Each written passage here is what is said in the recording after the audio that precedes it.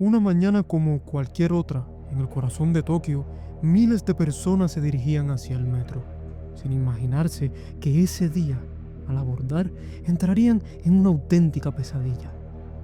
Bolsas con un líquido transparente fueron dejadas en los vagones y minutos después, tras ser perforadas con objetos punzantes, una sustancia tóxica que emanaba de ellas comenzó a expandirse, provocando desorientación, dificultades para respirar y colapsos. El caos estalló bajo tierra.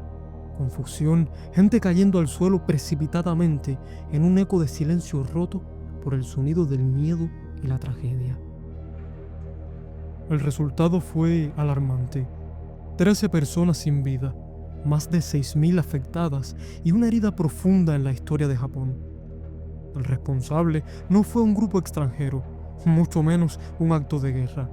Fue el resultado de un plan macabro orquestado por una organización religiosa extremista nacida en suelo japonés, guiada por un hombre que afirmaba ser el Salvador y con sus actos anunciaba el fin del mundo. Estimada audiencia, sumérjanse en el silencio y prepárense para conocer la historia de la secta Aum Shinrikyo y el ataque con gas sarin en el metro de Tokio.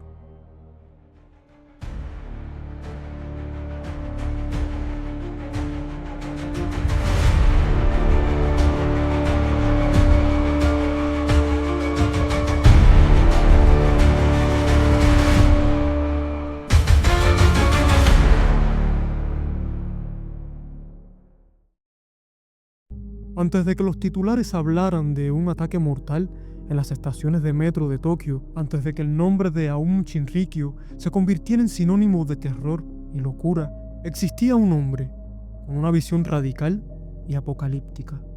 Un sujeto cuyo carisma y enseñanzas atrajeron a miles de adeptos dispuestos a seguirle ciegamente. Este tipo fue Shoko Asahara, el supuesto salvador que se había impuesto la tarea de purificar las almas mediante el desastre para dar su mensaje de redención. Pero, ¿quién era? ¿Qué lo llevó a fundar una secta que, en su búsqueda de la iluminación, cruzó la línea hacia la violencia extrema? Su historia, al contrario que otras, no comienza con el horror, sino con un joven que, en su búsqueda por encontrar respuestas a las preguntas más profundas de la vida, finalmente terminó transformándose en el líder de uno de los movimientos más peligrosos de la historia moderna. Shizuo Matsumoto nació el 2 de marzo de 1955 en la ciudad de Kumamoto, en la isla de Kyushu, Japón. Provenía de una familia numerosa y humilde. Su padre era un fabricante de esteras de tatami y su madre se encargaba del hogar. Desde su infancia, Asahara fue un niño con una salud delicada, padeciendo de diversas enfermedades que marcaron su vida desde temprana edad. Principalmente un glaucoma infantil que le provocó ceguera total en su ojo izquierdo y parcial en el derecho. Esto, combinado con las dificultades económicas de su familia, dejó una huella en su carácter. A los 6 años, fue enviado a una escuela para niños ciegos, donde permaneció hasta completar su educación secundaria. Algunos testimonios de otros estudiantes describen que mostraba comportamientos manipuladores y dominantes. Tenía ambiciones de poder y reconocimiento. Quería, a toda costa, ser un líder. Después de graduarse en el año 1977, se dirigió a Tokio con el objetivo de ser aceptado en la educación universitaria y estudiar medicina, pero sus planes fueron destrozados al recibir una respuesta negativa. Tras el rechazo, Asahara se sintió profundamente frustrado, y tal vez ese fue el motor que lo terminó de impulsar a tener una visión distorsionada de la sociedad y las autoridades tradicionales. Es correcto decir, entonces, que su incapacidad para seguir el camino académico convencional fue un factor clave en su desprecio a las normas establecidas y a la estructura social japonesa. Siguió su propio camino, alejándose de la norma. Comenzó su vida profesional entre frascos de remedios orientales y promesas de sanación.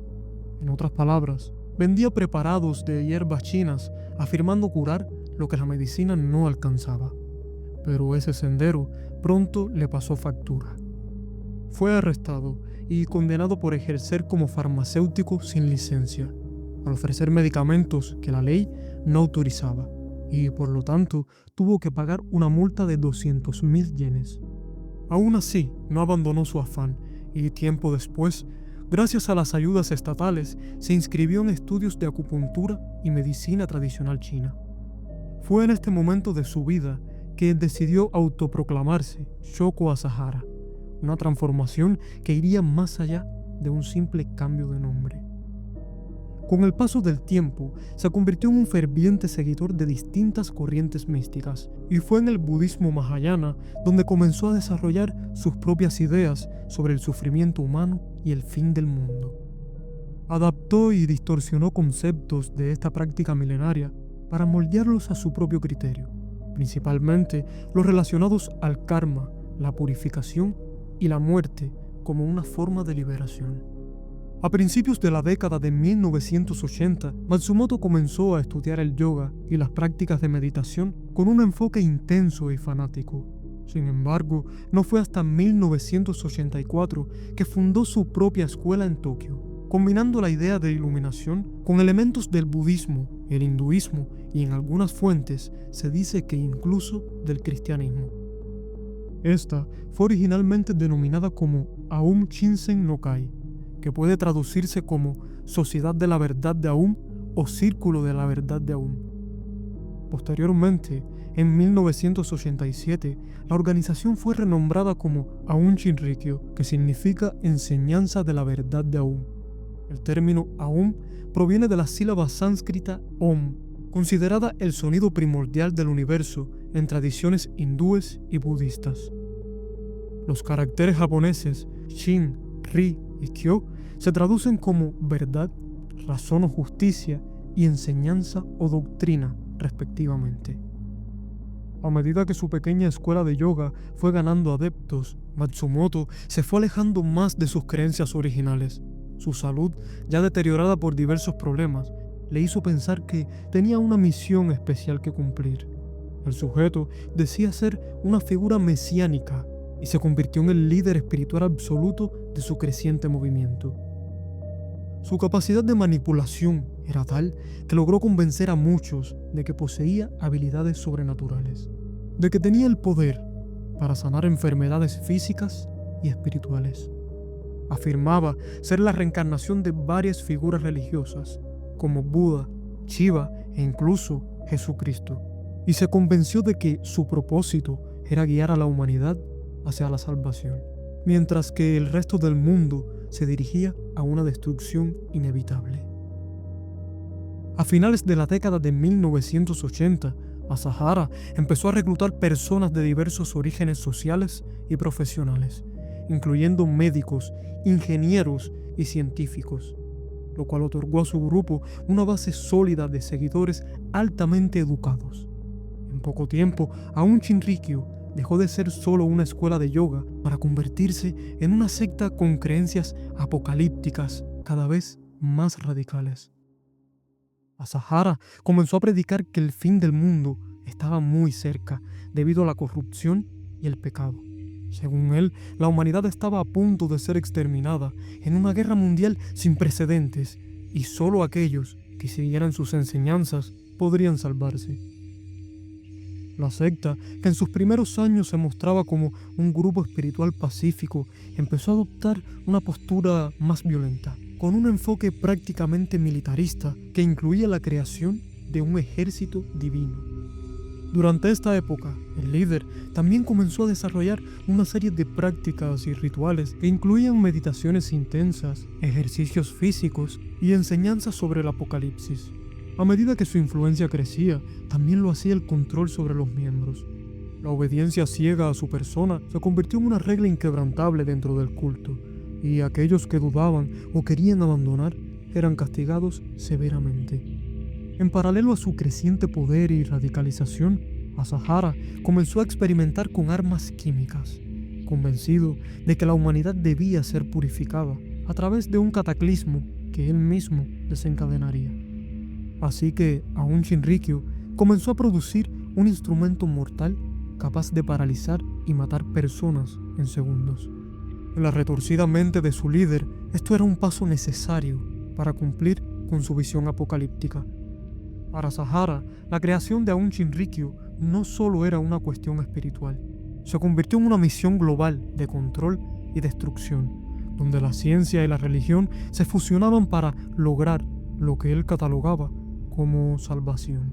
Su grupo se convirtió en una organización de culto violenta y peligrosa que comenzó a infiltrarse en las esferas políticas y económicas de Japón. Su creciente poder le permitió incluso obtener recursos para llevar a cabo sus planes más oscuros. En 1989, el abogado Tsutsumi Sakamoto se atrevió a desafiar los ideales de la organización. Luchaba por desenmascarar crímenes ya cometidos por ellos en ese entonces y pagó el precio más alto. Una noche, miembros de la secta entraron en su apartamento. Allí sedaron a Sakamoto, a su esposa y su pequeño hijo de solo 1 año para luego acabar con sus vidas. Posteriormente, ocultaron los cuerpos en diferentes lugares remotos de Japón. Tan bien estructurado estuvo su plan que durante años no se les pudo relacionar con la desaparición de las víctimas hasta que en 1995, tras la caída de la secta, varios implicados confesaron la verdad y guiaron a las autoridades hasta donde se encontraban los restos. Después de este crimen, se conoce que en 1994, Aum Shinrikyo llevó su locura a las calles de Matsumoto. Usaron un camión adaptado para liberar gas sarín cerca de un complejo residencial donde vivían jueces que fallarían en su contra por una disputa. El veneno se dispersó durante la noche. Murieron 8 personas y más de 500 resultaron heridas, muchas con secuelas permanentes. El ataque fue inicialmente confundido con una fuga industrial, pero luego se descubriría que fue, más allá de una forma para silenciar a sus enemigos, el primer ensayo del culto antes de dar al mundo su mensaje final del apocalipsis. Se sabe también que en febrero de 1995, Kiyoshi Kariya, un funcionario público jubilado, fue secuestrado por miembros de Aum Shinrikyo en Tokio. Su hermana había estado intentando abandonar la secta y Kariya estaba tratando de ayudarla, así que lo consideraron una amenaza. Fue llevado a una de las instalaciones del grupo donde fue torturado y luego asesinado mediante una sobredosis de un analgésico líquido, probablemente tiopental sódico. Después, su cuerpo fue incinerado en un intento de ocultar el crimen, pero antes de morir, logró escribir una nota que dejó en su casa, explicando que si desaparecía, Aum Shinrikyo era responsable. Esa carta fue fundamental para que la policía obtuviera finalmente una orden de registro contra la sede de la secta, lo que llevó a múltiples arrestos días después del atentado en el metro. Pero eso no fue todo. Entre 1990 y 1995, la secta intentó en al menos 9 ocasiones liberar agentes biológicos como el anthrax o la toxina botulínica, pero por suerte fracasaron a causa de errores técnicos. Aunque el plan era claro: provocar una catástrofe, purificar el mundo. No era difícil de ver. La influencia de Aum Shinrikyo sobre sus seguidores alcanzó un nivel alarmante. En este punto, ya no eran una secta aparentemente inofensiva. Evolucionaron a una organización cada vez más peligrosa y violenta, con un objetivo muy claro: eliminar a aquellos que no compartían sus creencias y traer el fin del mundo según la visión apocalíptica de Sahara. Por si todo esto ya de por sí parecía suficiente como para convertirlos en un peligro inminente, con el tiempo Aum Shinrikyo se infiltró en sectores clave de la sociedad japonesa. El culto no solo manipulaba las mentes de sus miembros, sino que también adquirió poder económico y político. Comenzó a acumular vastas riquezas gracias a sus negocios de software, ventas de productos religiosos y la recaudación de grandes sumas de dinero ofrendadas por sus más fieles adeptos, quienes, cegados por la fe, cedían enormes cantidades de su patrimonio y propiedades, lo cual finalmente logró que la organización pudiera establecer conexiones con figuras poderosas en el ámbito político y empresarial. Para este punto, La secta se convirtió en una fuerza que no solo operaba desde las sombras, sino que tenía la capacidad de influir en decisiones políticas. De hecho, algunos miembros de Aum Shinrikyo intentaron postularse para cargos políticos en Japón, con la intención de obtener aún más poder y legitimidad.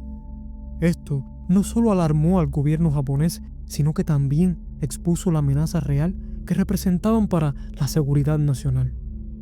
A medida que el control de Aum Shinrikyo aumentaba, también lo hacía su preparación para la confrontación final que Asahara orquestaba. Comenzaron a centrarse con más fuerza en desarrollar sus armas de destrucción masiva, incluidas sustancias químicas letales, de las cuales ya habían comprobado su efectividad, como es el caso del gas sarin. Este neurotóxico mortal fue considerado por el líder como una herramienta necesaria para purificar el mundo, y los fieles más leales fueron elegidos para su producción y manejo. La paranoia de Asahara, quien veía conspiraciones y amenazas por todas partes, finalmente no soportó la presión de sobrepensar que sus planes pudieran interrumpirse. Así que estalló y emitió una orden para comenzar su protocolo de purificación. Pasa que el gobierno japonés, aunque alertado por la creciente peligrosidad de la secta, no había tomado medidas suficientes para detener sus actividades, y esto fue un error crítico. Bien se sabe que la policía entrenaba secretamente con la finalidad de asaltar las distintas instalaciones del culto dispersas en todo el país para terminar con la amenaza que representaban, pero la falta de acción oportuna dejó que Aum Shinrikyo pudiera continuar con su agenda siniestra. El 20 de marzo de 1995, en plena hora punta, el caos descendió sobre el corazón del sistema de metro.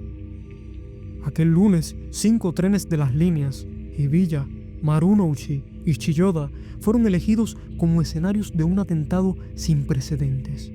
Los miembros de Aum Shinrikyo ejecutaron su horrible plan con una precisión aterradora.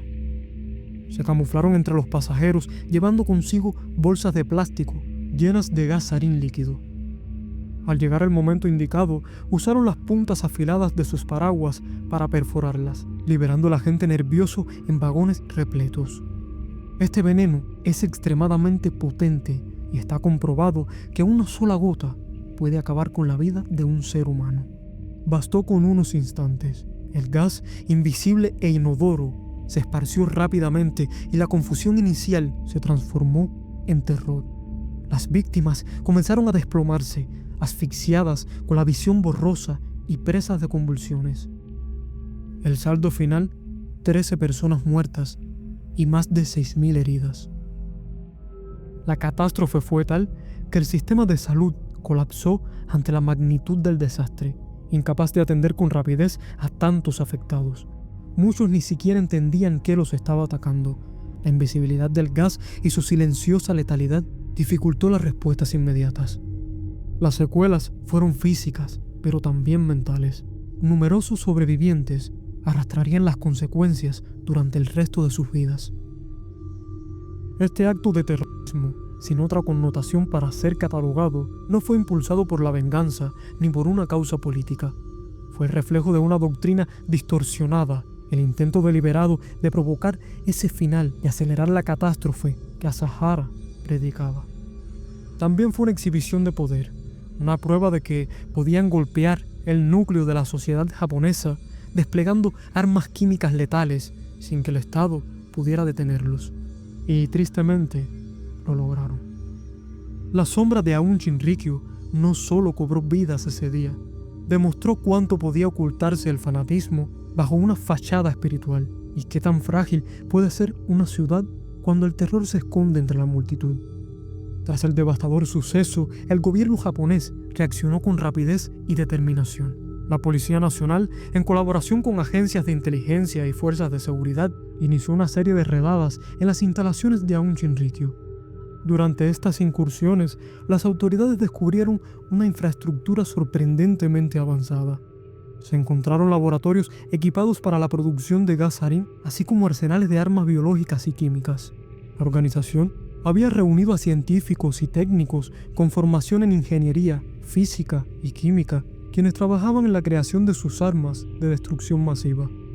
Fue en ese momento que la verdadera magnitud de la amenaza que representaba Aum Shinrikyo quedó al descubierto. En mayo de 1995, casi 2 meses después del ataque, la policía logró capturar a Choco Asahara y su arresto marcó el principio del fin para la secta. A lo largo de los años siguientes, las autoridades japonesas arrestaron a varios de los principales miembros del culto y en 2004 el Tribunal Supremo de Japón ratificó la sentencia de muerte para Asahara, quien, tras un largo proceso judicial, fue ejecutado en 2018 junto a otros 6 miembros de la secta por su participación en el ataque con gas sarín en el metro de Tokio y los demás crímenes brutales perpetrados por el grupo. Estas ejecuciones fueron vistas como un cierre simbólico para las víctimas y la sociedad japonesa, aunque algunos críticos señalaron que no resolvían completamente las heridas dejadas por el ataque. A pesar de su muerte, Asahara sigue siendo una figura controvertida en Japón, con debates sobre su influencia y el impacto de sus enseñanzas en la sociedad. Con el paso de los años, el grupo ha realizado infinitos esfuerzos para reorganizarse bajo diferentes nombres, siendo Aleph el más relevante, pero la influencia de Aum Shinrikyo se desvaneció. Lo que fue su secta en algún momento pasó de ser una organización con miles de seguidores a una entidad marginal, sin el poder ni la capacidad para llevar a cabo actos de violencia a gran escala como aquellos que tristemente marcaron la historia de su predecesora. Aún así, en 2018, el gobierno japonés reportó que aproximadamente 1.600 exmiembros de la secta seguían activos, algunos de ellos operando bajo nuevos nombres y estructuras supuestamente sin fines violentos, pero de igual manera se encuentran bajo vigilancia continua para prevenir la reemergencia de ideologías peligrosas. Las acciones retorcidas de estos seres no conmocionaron solo a Japón, sino que también tuvieron un impacto significativo en la comunidad internacional. La magnitud del atentado evidenció la capacidad de grupos extremistas para desarrollar y utilizar armas de destrucción masiva, lo que llevó a una revisión de las políticas de seguridad y control de armas a nivel mundial. En respuesta, muchos países reforzaron sus legislaciones sobre armas químicas y biológicas, implementando medidas más estrictas para prevenir la proliferación de tales elementos. Además, organismos internacionales como las Naciones Unidas intensificaron sus esfuerzos para monitorear y controlar la producción y distribución de sustancias químicas peligrosas. El ataque con gas sarín en el metro de Tokio no fue solo un acto de terror, sino una manifestación brutal de cómo las creencias extremistas pueden fusionarse con el fanatismo y la ciencia para crear un monstruo que no solo destruye, sino que también busca subyugar la voluntad humana. Aum Shinrikyo, con su líder carismático y manipulador, Choco Asahara, nos recuerda que las ideologías más peligrosas son aquellas que se presentan bajo la apariencia de salvación, y que el poder absoluto puede corromper todas las almas. Este evento no solo dejó cicatrices físicas y mentales en miles de víctimas, sino que también marcó un antes y un después en la percepción global sobre las sectas y sus capacidades destructivas. Japón y el mundo tuvieron que enfrentarse a la cruda realidad de que tales grupos no son simples aberraciones, sino amenazas tangibles y calculadas que pueden surgir en cualquier rincón del planeta. A pesar de la caída de Aum Shinrikyo, la historia no ha terminado. La secta, ahora bajo el nombre de Aleph, aunque débil, sigue viva, sin dar una certeza absoluta de que no está alimentada por la misma ideología venenosa que alguna vez los motivó a cometer aquellos crímenes tan atroces. Mientras las autoridades continúan su vigilancia, esta horrible historia nos deja claro que la lucha contra el extremismo religioso y el terrorismo no es solo una batalla contra los individuos, sino contra las ideas que intoxican las mentes y las sociedades. Aquí termina otra historia contada por este narrador de sombras. Espero que el vídeo te haya resultado interesante y, de ser así, agradecería que dejaras tu like o un comentario para mostrar tu apoyo al canal. Gracias por acompañarme una vez más en este viaje de luces y sombras para ver lo que otros prefieren ignorar, porque los cuervos no cantan, pero sus sombras hablan a quienes saben escuchar. Buenas noches.